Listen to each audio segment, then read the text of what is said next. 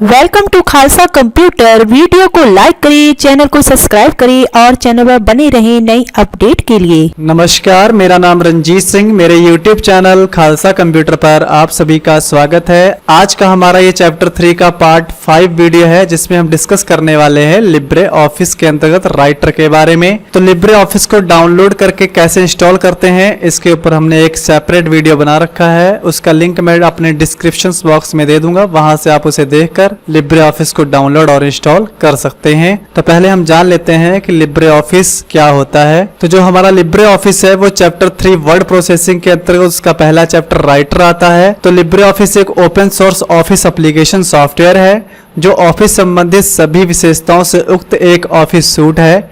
इसका मूल फाइल प्रारूप जो होता है वो ODF होता है। और जो हमारा लिब्रे ऑफिस है इसके अंतर्गत हमें इतने एप्लीकेशंस मिलते हैं, जिसमें पहला राइटर है, फिर कैल्क है, इम्प्रेस है, ड्रा है, बेस है और मैथ है।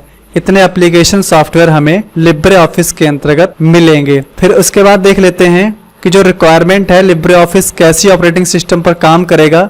तो Libre office Microsoft XP SP3 पर, Vista, Windows server 2008, Windows 7, Windows 8 8.1, Windows server 2012 और विंडोज 10 पर काम करता है और मैक OS ऑपरेटिंग सिस्टम पर भी काम करता है। अब जान लेते हैं कि वर्ड प्रोसेसिंग क्या कर सकता है। तो वर्ड प्रोसेसिंग सॉफ्टवेयर का उपयोग टेक्स्ट डॉक्यूमेंट बनाने के लिए किया जाता है। जैसे रिज्यूम या कोई ऑफिस दस्तावेज रिपोर्ट आप तैयार करनी है तो हम अपने वर्ड प्रोसेसिंग के अंदर राइटर का उपयोग कर सकते हैं। तो इसके कुछ निम्नलिखित कार्य शामिल है, हम देख लेते हैं। जैसे डॉक्यूमेंट को क्रिएट करना, किसी दस्तावेज के अंतर्गत cut, copy, paste, replace, find करना। जैसे फॉन्ट का प्रकार, फॉन्ट की साइज या उसका स्टाइल, बोल्ड, इटैलिक, अंडरलाइन करना, या कॉलम या टेबल तैयार करना, या दस्तावेज के अंतर्गत किसी ऑब्जेक्ट इमेज को शामिल करना, या अपनी किसी प्रकार की ग्रामिकल मिस्टेक को ठीक करना। ये सारी चीजें हमारे राइटर के अंतर्गत शामिल होती हैं। तो राइटर को किस तरीके से ओपन करेंगे अब ये जानते हैं। तो सबसे पहले जब हम लिब्रे ऑफिस को इंस्टॉल कर लेते हैं तो यहाँ पर उसका एक आइकन दिखाई पड़ेगा, इसके ऊपर डबल क्लिक करके भी हम उसे ओपन कर सकते हैं। तो यहाँ पर writer, Calc, impress, draw, math, base, ये सारे एप्लीकेशन हम यहाँ से ओपन कर सकते हैं।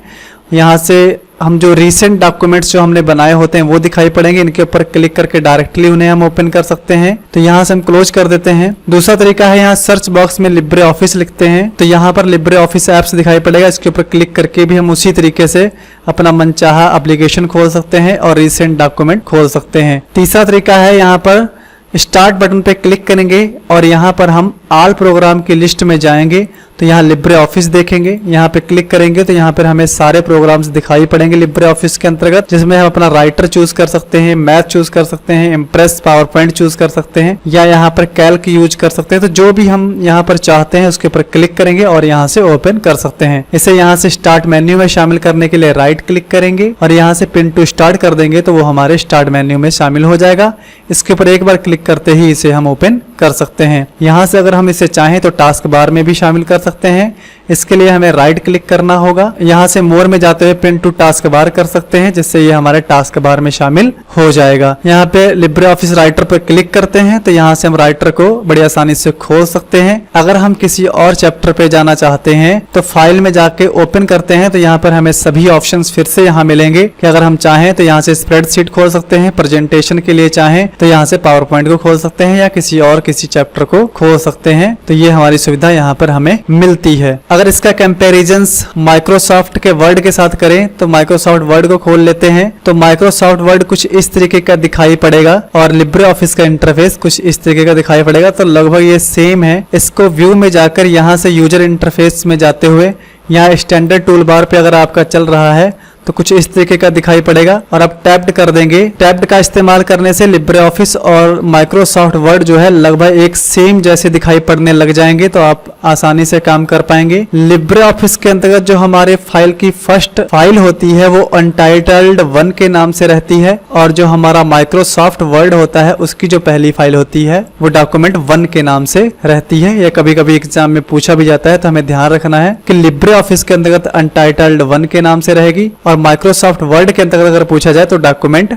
1 के नाम से रखी जाएगी। और जब हम सेव करते हैं तो इसी की जगह पर हमारा नाम आ जाता है। इसे क्लोज कर देते हैं। तो यहाँ से हम व्यू में इसका यूजर इंटरफेस जो है वो स्टैंडर्ड टूल बार में कर देते हैं कुछ इस तरीके से। तो यहाँ पर सबसे ऊपर जो हमें दिखाई पड़ रहा है ये हमारा टाइटल बार है। इस टाइटल बार में यहाँ पर हमें सबसे फर्स्ट फाइल का नाम अनटाइटल्ड 1 के नाम से दिखाई पड़ेगा और यहाँ पर 3 बटन दिखाई पड़ेंगे, मिनिमाइज, मैक्सिमाइज, क्लोज। इसके बारे में हमने पिछले Windows application software notepad, WordPad, print में अच्छी तरीके से समझाया है, तो वहां आप एक बार अच्छे से समझ लीजिए ताकि इसको बार बार समझने में दिक्कत ना आए। तो मिनिमाइज करने से हमारा जो चैप्टर होता है वो रनिंग में चलता रहता है, लेकिन हमारे डेस्कटॉप पर यहाँ टास्क बार पर नीचे मिनिमाइज होकर पड़ा रहेगा। इसके ऊपर क्लिक करते ही ये फिर से ओपन हो जाएगा और यहाँ पर जब ये मैक्सिमाइज है तो यहाँ से इसे रिस्टोर कर सकते हैं। इसके ऊपर क्लिक करेंगे तो ये रिस्टोर हो जाएगा। यहाँ कोने से इसे इस तरीके से हम दबाकर छोटा भी कर सकते हैं और हमारे माउस का लेफ्ट क्लिक दबाए रखने से इसे हम कहीं पर भी एडजस्ट करके रख सकते हैं। फिर यहाँ से इसे मैक्सिमाइज कर सकते हैं फिर से, या टाइटल बार के ऊपर 2 बार डबल क्लिक करने से मिनिमाइज और यहाँ से डबल क्लिक करके मैक्सिमाइज कर सकते हैं और यहाँ से क्लोज कर सकते हैं। ये हमारा मेन्यू बार है और इस मेन्यू बार के ठीक अंदर ये सभी हमारे कमांड्स हैं जिसके बारे में आगे हम डिस्कस करेंगे। ये हमारे टूल बार्स हैं जिसके अंतर्गत ये 2 टूल बार हैं। हमारा ये स्टैंडर्ड टूल बार है और नीचे वाला हमारा फॉर्मेटिंग टूल बार है और ठीक उसके नीचे यहाँ पर रूलर है, इधर भी रूलर है। ये हमारी वर्कशीट है, ये हमारा साइड बार है। नीचे यहाँ पर ये हमारा ड्राइंग बार है और उसके ठीक नीचे यहाँ पर स्टेटस बार है। यहाँ से जूम कम और यहाँ से जूम ज्यादा किया जा सकता है और ज्यादा से ज्यादा जूम 600 कर सकते हैं और कम से कम जूम हम 20 कर सकते हैं। ये क्वेश्चंस भी उठते हैं तो हमें ये ध्यान रखने होंगे। तो यहाँ पर जूम हम अपने हिसाब से कर लेते हैं। ये हमारा स्टैंडर्ड टूल बार है और नीचे वाला हमारा फॉर्मेटिंग टूल बार है। इसके बारे में आज की वीडियो में हम समझ लेते हैं और अगली वीडियो में हम ये ऊपर की कमांड्स के बारे में समझेंगे। इन्हें समझना इसलिए जरूरी है क्योंकि जब हम किसी एप्लीकेशन को आसानी से चलाना चाहते हैं तो कुछ कमांडें जो बाहर ही रहती हैं उनसे हम थोड़ा ज्यादा इजिली अपने एप्लीकेशन सॉफ्टवेयर को चला सकते हैं, तो इसलिए इन्हें समझने की कोशिश कर लेते हैं। सबसे पहला है हमारा न्यू, जिसका शॉर्टकट होता है Ctrl+N। तो इसके ऊपर डायरेक्ट क्लिक करने से भी हम नया पेज ले सकते हैं। जैसे यहाँ पर देखिए अनटाइटल्ड 2 आ चुका है और यहाँ पर हमें नीचे क्लिक करने पर दोनों फाइल्स दिखाई पड़ेंगी। तो ये हमारा अनटाइटल्ड 1 है और ये अनटाइटल्ड 2 है, तो यानी 2 फाइल्स हमारे पास यहाँ पर हैं। यहाँ से हम ओपन कर सकते हैं, जैसे किसी फाइल को ओपन करना है। इसका शॉर्टकट Ctrl+O है जिसकी सहायता से हम अपनी किसी फाइल को खोल सकते हैं। तो लिब्रे ऑफिस के अंतर्गत हम अपनी सुविधा अनुसार अपनी CV तैयार कर सकते हैं, एप्लीकेशंस को या किसी तरीके के लेटर को कंपोज कर सकते हैं। तो जैसे यहाँ पर हमने एक अपनी CV बना रखी है, आप भी इस तरीके से तैयार कर सकते हैं बड़ी आसानी के साथ। अगली कमांड हमारी सेव है। तो सेव का शॉर्टकट Ctrl+S होता है। तो जब हमने अपनी फाइल सेव कर रखी है तो इसके ऊपर डायरेक्ट क्लिक करने से अगर हमने इसमें कोई मैटर और बढ़ाया होगा तो वो मैटर भी सेव हो जाएगा। यहाँ से हम न्यू फाइल ले लेते हैं और यहाँ पर अगर हम कुछ लिखते हैं और उसे सेव करना चाहते हैं तो यहाँ से डायरेक्ट क्लिक करके उसे हम सेव कर सकते हैं। तो यहाँ पर फाइल का नाम मांगा जा रहा है, तो जैसे यहाँ पर हम अपनी फाइल का नाम रख लेते हैं और यहाँ से हम अपनी लोकेशंस चूज कर लेंगे कि हमें कहाँ पर रखना है और सेव करते ही हमारी फाइल सेव हो जाएगी और उसका नाम यहाँ पर टाइटल बार में दिखाई पड़ेगा। और यहाँ से हम अपनी फाइल को डायरेक्टली PDF में सेव कर सकते हैं। उसके बाद है हमारा प्रिंट, जिसका शॉर्टकट है Ctrl+P। तो प्रिंट की सहायता से हम फाइल को प्रिंट कर सकते हैं। यह हमारा प्रिंट प्रीव्यू है जिसका शॉर्टकट है Ctrl+Shift+O, जिससे हम निकलने वाला प्रिंट कैसा है उसे देख सकते हैं। ये कट है जिसका शॉर्टकट Ctrl+X है, तो जितना मैटर हम सेलेक्ट करेंगे तो कट कर सकते हैं। यहाँ से हम सेलेक्ट करके कॉपी कर सकते हैं और कॉपी करने के बाद Ctrl+V करके पेस्ट कर सकते हैं। तो कट का शॉर्टकट है Ctrl+X, कॉपी का शॉर्टकट है Ctrl+C और पेस्ट का शॉर्टकट है Ctrl+V। तो इस तरीके से इनके शॉर्टकट हमें याद कर लेने हैं। फिर ये है हमारा अंडो और ये है हमारा रीडो। तो अंडो से हम किसी मैटर को जब यहाँ से कट कर देते हैं, कट करने के बाद अंडो से Ctrl+Z करके वापस पा सकते हैं और रीडो Ctrl+Y जिसका शॉर्टकट है इसकी सहायता से फिर से पिछली पोजीशन पर जा सकते हैं, यानी कि कट करेगा। यानी कि रीडो जो होता है वो हमारी पिछली पोजीशन को दोहराता है। अगर हमने कॉपी करके पेस्ट किया होगा तो रीडो जो है वो पेस्ट करेगा, अगर हमने कट किया होगा तो रीडो कट करेगा। और यहाँ पर हमारा है फाइंड और रिप्लेस, जिसका शॉर्टकट है Ctrl+H। तो रिप्लेस से हम रिप्लेस कर सकते हैं और यहाँ फाइंड से हम फाइंड कर सकते हैं। ये हमने पिछले चैप्टरों में आपको समझा भी रखा है, आगे भी समझा देंगे। ये सारी कमांडें हमारे एडिट के अंतर्गत आएंगी तो हम यहाँ पर इसे अच्छे से आपको समझा देंगे। फिर उसके आगे समझ लेते हैं स्पेलिंग चेक एंड ग्रामर। इसका शॉर्टकट है F7। ये पूछा जाता है तो आप इसे ध्यान रखिएगा कि अगर आप किसी तरीके से कोई मिस्टेक करते हैं, जैसे मैं यहाँ पर कुछ लिखता हूँ तो यहाँ पर ये मिस्टेक है, यहाँ रेड क्रॉस आ रहा है लाइन नीचे, इसको सेलेक्ट कर लेते हैं, इसके ऊपर क्लिक करेंगे तो ये दिखाएगा कि आप इसको इस तरीके से इन प्रकार से लिख सकते हैं। तो जैसे इसका सही बुक है तो इसके ऊपर क्लिक करके अगर मैं करेक्ट कर देता हूँ तो ये मेरी स्पेलिंग सही हो जाएगी कुछ इस तरीके से, तो इसका भी यूज कर सकते हैं। फिर ये हमारा यहाँ पर टेबल है जिसका शॉर्टकट है Ctrl+F12, जिसकी सहायता से हम टेबल बना सकते हैं। तो जैसे यहाँ पे क्लिक करते हैं तो जितने यहाँ पर कॉलम लेने हैं वो सेलेक्ट कर लेंगे, नीचे को जितने हमें रो लेने हैं वो सेलेक्ट कर लेंगे और जैसे क्लिक करेंगे उतने कॉलम्स, ये हमारे कॉलम्स हैं और ये हमारे रोज हैं, ये हमारा एक टेबल कंप्लीट यहाँ पर आ जाएगा। तो जैसे टेबल बन के आएगा उससे संबंधित नीचे कमांड्स और हमें यहाँ पर दिखाई पड़ने लग जाएंगे। तो यहाँ से हम इसके ऊपर का अगर एक पूरा रो सेलेक्ट कर लेते हैं तो ऊपर रो बढ़ा सकते हैं। इस तरीके से ही यहाँ पर क्लिक करते हैं तो नीचे एक रो बढ़ा सकते हैं। यहाँ पर हम एक पूरा कॉलम, जैसे कॉलम सेलेक्ट करते हैं, इस तरीके से सेलेक्ट किया, कॉलम सेलेक्ट हो गया तो इधर हम कॉलम बढ़ा सकते हैं। अगर इधर क्लिक करेंगे तो कॉलम इस साइड बढ़ जाएगा। तो ये हमें अपने हिसाब से देख लेना है। यहाँ से जो हमारा रो सेलेक्ट होगा, जैसे मैं यहाँ पर इस रो को सेलेक्ट कर लेता हूँ 2 को और यहाँ पे डिलीट करूंगा तो ये मेरे दोनों रो डिलीट हो गए। और यहाँ पर इससे हम कॉलम डिलीट कर सकते हैं, जैसे मैंने इन्हें सेलेक्ट कर लिया और यहाँ पर क्लिक करने से मेरा पूरा कॉलम मैं डिलीट कर सकता हूँ। और इन्हें यहाँ पर इस तरीके से एरो लाइन बनाकर इसे कम और ज्यादा इस तरीके से भी कर सकता हूँ और यहाँ पर लाइन बनाकर इस तरीके से भी इसे चौड़ा या कम कर सकता हूँ। और यहाँ से मैं अपने पूरे टेबल को डिलीट कर सकता हूँ और यहाँ से सेलेक्ट सेल कर सकता हूँ और यहाँ से सेलेक्ट टेबल कर सकता हूँ, यहाँ से मर्ज सेल कर सकता हूँ, यानी कि जैसे 2 कॉलमों को एक में मिलाना है तो मुझे यहाँ पर मर्ज सेल पे क्लिक करते ही मैं दोनों कॉलम्स को एक में मिला सकता हूँ। फिर उसके आगे यहाँ से है स्लिफ्ट सेल, इसके अंतर्गत मुझे और सेल बनाने हैं तो यहाँ से मैं और सेल बना सकता हूँ। जैसे मुझे 2 सेल बनाने हैं तो यहाँ मैं 2 ही लिख देता हूँ, ये जैसे लिखा ही हुआ है ओके कर देता हूँ तो इसके अंतर्गत 2 सेल अपने आप से और क्रिएट हो जाएंगे। यहाँ पे मैं क्लिक कर देता हूँ और यहाँ से अगर हम चाहते हैं स्लिफ्ट टेबल करना तो इस पर क्लिक करके अगर मैं ओके कर देता हूँ तो मेरा टेबल 2 भागों में विभाजित हो जाएगा इस तरीके से। और Ctrl+Z करने से इसे मैं वापस कर सकता हूँ। तो ये कमांड्स हम ये सारी यहाँ पर चेक कर सकते हैं। यहाँ पे और भी बहुत सी कमांड्स हैं, इसे आगे टेबल मेन्यू के अंतर्गत इसे मैं समझा दूंगा, ये सारी चीजें आपको यहाँ पर मिलेंगी। फिर यहाँ पर है इंसर्ट इमेज, इसकी सहायता से हम इमेज को इंसर्ट करके अपने लोकेशंस पर जाकर अपनी इमेज को वर्कशीट पर इंसर्ट कर सकते हैं। इस तरीके से राइट क्लिक करके यहाँ से रैप में जाते हुए थ्रो कर देंगे, जिससे ये हमारा जो इमेज है वो बाहर हम निकाल के कहीं भी रख सकते हैं, इसे छोटा और बड़ा भी कर सकते हैं। फिर उसके आगे है हमारा टेक्स्ट बॉक्स, तो मैं यहाँ पर क्लिक करके एक टेक्स्ट बॉक्स कहीं पर भी खींच सकता हूँ, जिसमें हमें कुछ भी लिखना है तो मैं उसमें लिख सकता हूँ। इसे भी यहाँ पर क्लिक करके डिलीट कर देते हैं। फिर उसके आगे है हमारा इंसर्ट पेज ब्रेक, जिसका शॉर्टकट है Ctrl+Enter। जैसे कि मैं यहाँ पर कुछ लाइंस लिख लेता हूँ और मैं चाहता हूँ कि 2 लाइंस के आगे की जो 2 लाइंस हैं वो अगले पेज पर चली जाएं, तो यहाँ पर मैं अपना कर्सर रख दूंगा और यहाँ पे क्लिक कर दूंगा या कंट्रोल के साथ इंटर बटन प्रेस करूंगा तो मेरा जो पेज है वो ब्रेक हो जाएगा और 2 भागों में विभाजित हो जाएगा। 2 लाइनें हमारे ऊपर वाले पेज में हो जाएंगी और 2 लाइनें अगले पेज पर चली जाएंगी इस तरीके से। और Ctrl+Z करने से वो वापस भी आ सकती हैं। उसके आगे है इंसर्ट फील्ड, जिसके अंतर्गत हम पेज नंबर्स लगा सकते हैं, पेज काउंट भी कर सकते हैं, डेट टाइम या यहाँ पर जो भी लिखा है उसके अनुसार इन्हें हम लगा सकते हैं। फिर यहाँ पर उसके आगे है फेवरेट्स, जो भी हम यहाँ से सिंबल उठाना चाहते हैं यहाँ पे क्लिक करके उन्हें भी अपनी सीट पर यहाँ पे एडजस्ट कर सकते हैं। फिर उसके आगे है हमारा हाइपरलिंक, जिसका शॉर्टकट है Ctrl+K। ऐसे मैं इसे सेलेक्ट करता हूँ और यहाँ पर हाइपरलिंक पे क्लिक करके हम यहाँ से डॉक्यूमेंट्स में जाएंगे, जिससे हम अपनी किसी भी फाइल को या किसी भी इमेज को इसके साथ लिंक करना चाहें तो उसे सेलेक्ट करके ओपन करके ओके कर देंगे। तो यहाँ पर जैसे ही आएंगे कंट्रोल के साथ अगर इसके ऊपर क्लिक करेंगे तो हमारी वो फाइल जो हमने इसके साथ जोड़ी होगी वो दिखाई पड़ेगी। तो इसे हम क्लोज कर देते हैं। तो इस तरीके से हम हाइपरलिंक लगा सकते हैं। यहाँ से हम अपने सीट के ऊपर इंसर्ट फुटनोट लगा सकते हैं, यहाँ से इंड नोट लगा सकते हैं और यहाँ से बुकमार्क्स लगा सकते हैं। ये सारे हमारे जो कमांड्स हैं ये अंदर हमें मेन्यूज में मिलेंगे, तो इन्हें हम वहाँ से अच्छे से रेडी कर लेंगे। यहाँ से हम इंसर्ट कमेंट्स लगा सकते हैं और यहाँ से हम ट्रैक चेंज कर सकते हैं, यहाँ से लाइन खींच सकते हैं और यहाँ पर ये जो शेप्स दिखाई पड़ेंगे तो किसी भी शेप को यहाँ पर सेलेक्ट करके उस शेप को यहाँ पर बड़ी आसानी से हम खींच सकते हैं और उससे संबंधित कमांड्स तुरंत ही यहाँ पर खुल जाएंगे।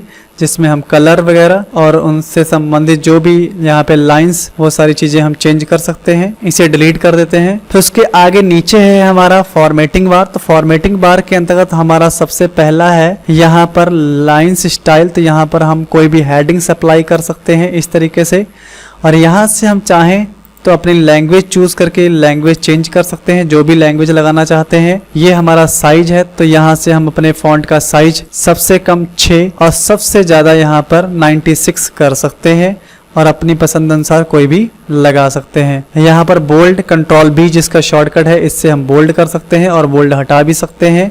ये हमारा अटैलिक है जिसकी सहायता से तिरछा, जिसका शॉर्टकट कंट्रोल I है। ये हमारा अंडरलाइन है, जैसे हम किसी लाइन को अंडरलाइन करना चाहते हैं तो उसे सेलेक्ट करेंगे और कंट्रोल U करके अंडरलाइन कर सकते हैं, या इसके ऊपर क्लिक करके भी अंडरलाइन कर सकते हैं इस तरीके से। और उसके आगे जैसे यहाँ पर हमारा अगला ऑप्शन है स्ट्रिक थ्रो। तो इससे हम किसी लाइन को अगर कटा हुआ दिखाना चाहते हैं, इसके ऊपर क्लिक करेंगे तो इस तरीके से एक क्रॉस लाइन दिखेगी। इससे ये माना जाएगा कि ये हमारी लाइन जो है वो कटी हुई है, मान्य नहीं है। उसके आगे है हमारा सुपरस्क्रिप्ट और सबस्क्रिप्ट। तो इनके शॉर्टकट हैं। तो सुपरस्क्रिप्ट का जो शॉर्टकट है control plus shift plus P है, और जो हमारा सबस्क्रिप्ट है इसका शॉर्टकट है control plus shift plus B, जो यहाँ नीचे दिखाई पड़ रहा है। इसे यूज कैसे करेंगे देख लेते हैं। जैसे यहाँ पर मैं लिखता हूँ थर्ड, स्पेस लगाऊंगा, तो देखिए जो RD है ये सुपरस्क्रिप्ट वर्ड के तौर पर यहाँ ऊपर चला गया है। इसके ऊपर क्लिक करेंगे तो ये हमारा सबस्क्रिप्ट बन गया है, और इसके ऊपर क्लिक करेंगे तो ये देखिए हमारा सुपरस्क्रिप्ट वर्ड बन गया है। और यहाँ पर क्लिक करते ही ये हमारा बिल्कुल नॉर्मल पोजीशंस पे चला जाएगा।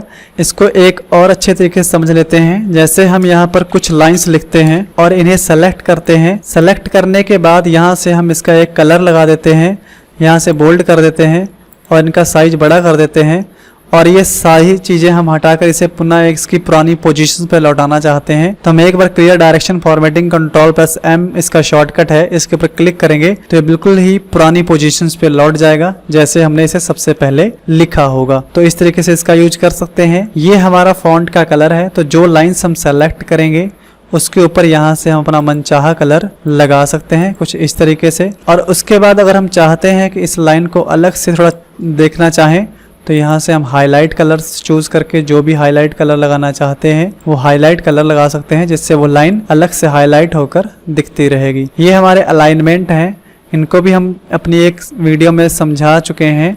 आप एक बार आसानी से इसे अच्छे से समझ जाइए कि जो अलाइनमेंट होते हैं ये हमारे पेज पर लिखने के तरीके होते हैं। जैसे हम हमेशा लेफ़्ट साइड से लिखते हैं तो ये हमारा लेफ़्ट अलाइनमेंट है, जिसका शॉर्टकट है कंट्रोल L। अगर हम बीच से लिखना चाहते हैं तो ये सेंटर अलाइनमेंट रहेगा। तो सेंटर अलाइनमेंट से हम बीच में लिख सकते हैं, जिसका शॉर्टकट होता है कंट्रोल E। अगर मैं राइट साइड से लिखना चाहता हूँ तो मुझे राइट अलाइनमेंट लगाना पड़ेगा, जिससे मैं राइट साइड से टाइपिंग कर सकता हूँ इस तरीके से। और ये हमारा जस्टिफाई अलाइनमेंट है, जिसका शॉर्टकट है कंट्रोल J। इसका काम ये होता है कि जब हम पैराग्राफ बना के टाइपिंग करते हैं तो पैराग्राफ दोनों साइडों से बराबर हो, तो उसके लिए हम जस्टिफाई का यूज करते हैं, जिससे हमारा पैराग्राफ इधर से और इधर से दोनों साइडों से बिल्कुल बराबर भरा हुआ लिखता जाएगा। फिर उसके आगे है हमारा बुलेट का शॉर्टकट होता है शिफ्ट प्लस F12, जिससे हम बुलेट्स लगा सकते हैं। जैसे इन लाइनों पर बुलेट्स लगाना चाहते हैं तो सेलेक्ट करेंगे और यहाँ पर बुलेट्स चूज कर सकते हैं। तो जो भी बुलेट्स हम चूज करेंगे वो बुलेट्स हमारे यहाँ पर इस तरीके से लग जाएंगे। अगर हम बुलेट्स की जगह पर 1-2 नंबरिंग लगाना चाहते हैं किसी तरीके से चूज करके, जैसे 1 2 3 या रोमन अंक या ABCD, तो हम यहाँ से चूज करके वो भी यहाँ पे लगा सकते हैं। फिर उसके आगे है हमारा, ये हमारा है इंक्रीज इडेंट और ये है हमारा डिस्क्रीज इडेंट। इससे हम अपनी लाइन्स जो पैराग्राफ्स हैं उसको आगे की तरफ खिसका सकते हैं। जैसे मैंने मान लीजिए यही पैराग्राफ बनाया है, इसके बाद सेलेक्ट करते हैं तो यहाँ पर क्लिक करने से ये इस तरीके से आगे की तरफ खिसकेगा और इससे पीछे से वापस अपनी पोजीशन पर फिर से लौट कर आएगा। अब उसके अगला ऑप्शन है, उसके लिए हम इसे सेलेक्ट कर लेते हैं और यहाँ पर अगला ऑप्शन है लाइन स्पेसिंग। इसके ऊपर क्लिक करते हैं तो हम अपने लाइनों के बीच की जो दूरी है वो यहाँ पर एडजस्ट कर सकते हैं, यानी कम और ज़्यादा कर सकते हैं अपनी सुविधा अनुसार। इस तरीके से लाइनों के बीच की जो दूरी है उसे बढ़ा घटा सकते हैं लाइन स्पेसिंग की मदद से। इसे कंट्रोल A और कंट्रोल X कर देते हैं, जिससे ये बिल्कुल प्लेन हो जाएगा। और लेफ्ट अलाइनमेंट लगा लेते हैं, फॉन्ट का साइज थोड़ा बड़ा कर लेते हैं। अब हम यहाँ पर पैराग्राफ्स समझने की कोशिश करते हैं कि पैराग्राफ्स के बीच लाइंस की स्पेसिंग कैसे करेंगे। तो जैसे हम कुछ लिखते हैं, एंटर लगा के अब दूसरा पैराग्राफ बना लेते हैं। तो पैराग्राफ के बीच एक दूरी बढ़ाना चाहते हैं, तो यहाँ से हम चाहें तो पैराग्राफ के बीच इस तरीके से दूरी बढ़ा सकते हैं। तो देखिए ये पैराग्राफ और इस पैराग्राफ के बीच में ये दूरी बढ़ चुकी है। यहाँ से वापस फिर से दूरी को कम कर सकते हैं। तो इस तरीके से ये हमारा टूल बार और फॉर्मेटिंग बार हमने कंप्लीट कर लिया है। ये हमारा साइड बार है। तो साइड बार में यहाँ पर कुछ ऑप्शंस अपने तरीके से हम जो यूज कर रहे हैं उन्हें खोल सकते हैं डायरेक्टली। यहाँ पर जैसे क्लिक करेंगे तो जितना भी हमारा फॉर्मेटिंग बार का ऑप्शन है वो सारा यहाँ पे हाईलाइट्स हो जाएगा। उसे हम अपने आसानी से यहाँ पे चूज करके काम कर सकते हैं। यहाँ से भी कर सकते हैं और यहाँ से भी कर सकते हैं। फिर उसके आगे है हमारा पेज। तो यहाँ पर जैसे ही पेज लगाएंगे तो ये हमारे पेज के बारे में, उसका साइज, विड्थ, हाइट और उसका ओरिएंटेशंस वगैरह ये सारी चीजें हमें यहाँ पर दिखाने लग जाएगा। इसके ऊपर क्लिक करेंगे तो ये यहाँ पे हेडिंग्स दिखाएगा। इसके ऊपर क्लिक करेंगे तो इस तरीके से हमारे गैलरी के चार्ट्स वगैरह दिखाएगा। इस तरीके से हम इन पे क्लिक कर करके इसके बारे में जान सकते हैं। तो ये सारी चीजें हमें यहाँ पर दिखाई पड़ेंगी साइड बार में। नीचे हमारी ये ड्राइंग बार है और ड्राइंग बार में जैसे ये लाइन है तो इसे हम अपने यहाँ वर्कशीट पर शिफ्ट के साथ खींच सकते हैं। ये हमारा एरो है, एरो को खींच सकते हैं। इस तरीके से ये हमारे और भी पेंसिल शेप्स, कर्व लाइंस वगैरह हैं, इन्हें भी खींच सकते हैं। ये हमारा रेक्टेंगल है, रेक्टेंगल को खींच सकते हैं। ये हमारा राउंडेड रेक्टेंगल है, इसे भी यहाँ पर खींच सकते हैं। ये हमारा स्क्वायर है, इसे भी खींच सकते हैं। ये स्क्वायर टाइप्स में खींचेगा, इसमें विड्थ और हाइट सेम बराबर रहेगी। ये हमारा एलिप्स है, इसे भी हम यहाँ पर खींच सकते हैं। और इसके बाद ये हमारा सर्किल है, तो सर्किल बिल्कुल गोल खींचेगा, तो इस तरीके से गोल खींच सकते हैं। जब हमें गोल सर्किल की जरूरत पड़ेगी तो यहाँ से खींचेंगे। ये हमारा रेक्टेंगल्स है, तो हम यहाँ पे इस तरीके का रेक्टेंगल खींच सकते हैं। इस तरीके के रेक्टेंगल की जरूरत है तो इस तरीके का रेक्टेंगल ले लेंगे। यहाँ पे और भी अदर बेसिक शेप्स हमारे पास पड़े हैं, इसके ऊपर क्लिक करके ये काले वाले पॉइंट पर इसके अंदर से हम शेप्स उठा सकते हैं। जिस शेप की हमें जरूरत पड़े उस हिसाब का शेप हम खींच सकते हैं। फिर हमारे पास ये सिंबल शेप्स हैं, तो इसमें से किसी सिंबल शेप को हम उठाना चाहते हैं तो उसे भी ले सकते हैं इस तरीके से। तो उसके बाद ये हमारा ब्लॉक एरोज है, इसके अंदर बहुत से एरोज आपको मिलेंगे, तो आप किसी भी एरो को यहाँ पर खींच सकते हैं इस तरीके से। फिर ये हमारे पास स्टार एंड बैनर्स हैं, तो यहाँ पर हम जो भी बैनर्स में स्टार लगाना चाहते हैं यहाँ से बड़ी आसानी से हम इसे खींच सकते हैं इस तरीके से। फिर हमारे पास उसके आगे है क्लाउड्स, तो हम यहाँ से किसी भी क्लाउड्स को लेकर उसे भी यहाँ अपनी वर्कशीट पर खींच सकते हैं इस तरीके से। फिर हमारे पास फ्लो चार्ट है, तो हम यहाँ से फ्लोट चार्ट को भी यूज कर सकते हैं। किसी भी फ्लो चार्ट को लेकर यहाँ पर हम खींचते हैं तो इस तरीके से उसे भी खींच सकते हैं। फिर यहाँ पे क्लिक कर देते हैं, यहाँ पे भी हमें कुछ शेप्स मिलेंगे, तो किसी भी शेप को यहाँ से उठाकर हम उसे अपने वर्कशीट पर बना सकते हैं। जब इन शेप्स का इस्तेमाल हम अपने वर्कशीट पे कर रहे होंगे तो हमें यहाँ पर ये इससे संबंधित एक पूरा टूल बार दिखाई पड़ेगा। इस टूल बार के अंतर्गत इन्हें हम चेक करके देख लेते हैं। जैसे इसके अंदर हमें कलर भरना है तो यहाँ से हम कलर भर सकते हैं। जैसे कोई भी कलर लेना है इस तरीके से हम कलर भर सकते हैं। यहाँ से अगर हम ग्रेडियंट या हैचिंग या बिटमैप या पैटर्न भरना चाहते हैं तो उस तरीके से यहाँ से यूज कर सकते हैं। तो जो भी हम जिस तरीके का भी लेना चाहते हैं इस तरीके से सेलेक्ट करके उसे भर सकते हैं। तो उसके आगे और देख लेते हैं, ये हमारा लाइन कलर है, तो यहाँ से अगर हम कलर को सेलेक्ट करते हैं तो वो हमारे लाइन पे जाएगा। यहाँ से उस लाइन को जितना हम मोटा करना चाहते हैं तो इस तरीके से मोटा कर सकते हैं। यहाँ से अगर हम चाहें तो उसे डैश स्टाइल में कन्वर्ट भी कर सकते हैं इस तरीके से। या हमारे जैसे ये लाइंस है, इस लाइन को सेलेक्ट कर लेंगे तो इस लाइन को अगर हम एरो लाइन में कन्वर्ट करना चाहते हैं तो यहाँ पे एरो लाइन बना सकते हैं। यहाँ से उसी तरीके से इसे भी डैश स्टाइल में कन्वर्ट कर सकते हैं और यहाँ से उसी तरीके से इसे मोटा कर सकते हैं। और ये ऑप्शंस हमारे जो हैं, ये ब्रिंग टू फॉन्ट है, ये फॉरवर्ड वंस है, ये हमारा बैक वंस है और ये हमारा सेंड टू बैक है। तो ये शेप जब आगे पीछे हमें रखने होते हैं तो इनका यूज किया जाता है। या टेक्स्ट अप या टेक्स्ट डाउन करना पड़ता है तो उस समय इनका यूज किया जाता है। किसी भी शेप को छोटा या बड़ा करने के लिए यहाँ पर आपको पॉइंट्स मिलेंगे। तो जैसे हम इस पॉइंट से इस तरीके से इसे अंदर की तरफ दबाएंगे तो उसकी विड्थ और हाइट दोनों तरीके से इसे कम ज्यादा कर सकते हैं। लेकिन जो बीच के पॉइंट्स है इससे सिर्फ हम इसकी विड्थ कम कर सकते हैं और इस बीच वाले पॉइंट से सिर्फ इसकी हाइट कम कर सकते हैं। जब किसी शेप को सेलेक्ट करेंगे और हमें इसे कहीं दूसरी जगह पे ले जाना होगा तो इस तरीके का एरो हमारे पास होना चाहिए और इस तरीके से हम उसे फिर मूव कर पाएंगे। और किसी भी शेप को उठाने के लिए पहले उसे सेलेक्ट करना होता है, उसके बाद ही उसे हम मूव कर सकते हैं या उसके बाद ही उसे हम छोटा या बड़ा कर सकते हैं या सेलेक्ट करने के बाद ही यहाँ से हम उसका कलर चेंज कर सकते हैं। तो आगे हमारा ये टेक्स्ट बॉक्स है, तो इसे हम यहाँ से क्लिक करके ले लेंगे और यहाँ पर जब हम खींचेंगे तो इसमें लिखने के लिए हम अवेलेबल होगा ये टेक्स्ट बॉक्स हमारा। और इनमें सब में लिखने के लिए मुझे राइट क्लिक करना होगा और राइट क्लिक करने के बाद यहाँ पर मुझे आना होगा ऐड टेक्स्ट बॉक्स, इसके ऊपर क्लिक करना होगा, तभी मैं इसके अंदर लिख पाऊंगा। फिर उसके बाद हमारे पास ये है वर्ड स्टाइल। तो यहाँ से मैं कोई भी एक वर्ड स्टाइल चूज करके उसका यूज कर सकता हूँ।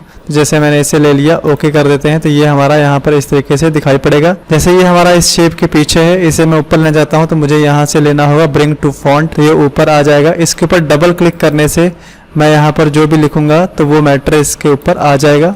तो जैसे मैं यहाँ पर लिखता हूँ और बाहर क्लिक करते ही वो हमारा जो मैटर होगा वो उस तरीके से कन्वर्ट हो जाएगा। यहाँ से इसे इस तरीके से बड़ा कर सकते हैं।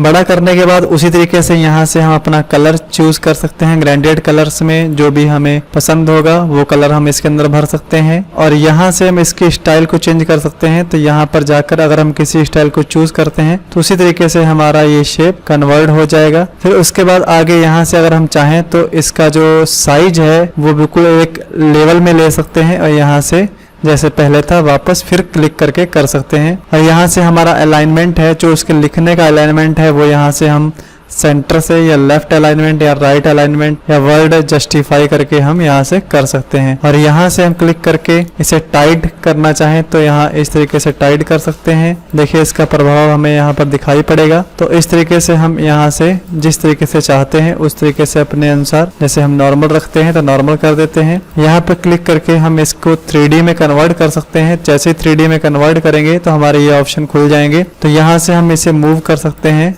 नीचे की तरफ, यहाँ से ऊपर की तरफ, यहाँ से हम इस तरीके से मूव कर सकते हैं, यहाँ से हम राइट साइड को मूव कर सकते हैं। यहाँ पर क्लिक करके हम यहाँ से अपने शेप्स को जिस तरीके से करना चाहते हैं उस तरीके से कन्वर्ट कर सकते हैं इस तरीके से। और यहाँ पर कुछ और भी ऑप्शंस आपको मिलेंगे, आप अपने तरीके से इन्हें एडजस्ट कर सकते हैं। यहाँ से हम चाहें तो शैडो का कलर चेंज कर सकते हैं। तो जो शैडो कलर हमें पसंद होगा वो शैडो कलर भी हम यहाँ पर क्लिक करके यहाँ से लगा सकते हैं। और यहाँ से हम डायरेक्शंस भी दे सकते हैं, जिस साइड को हमें डायरेक्शन देना है उस तरीके से इसका डायरेक्शन हम यहाँ पे क्लिक करके यहाँ से ले सकते हैं। तो इस तरीके से हमने आज अपने टूल बार कंप्लीट कर लिए हैं और ड्राइंग बार को अच्छे से चेक कर लिया है। आगे आने वाली वीडियो में हम मेन्यू बार के अंतर्गत सीखेंगे। तो हमारी वीडियो को लाइक करिएगा, चैनल को सब्सक्राइब करिए। मिलते हैं अगली वीडियो में, तब तक के लिए नमस्कार।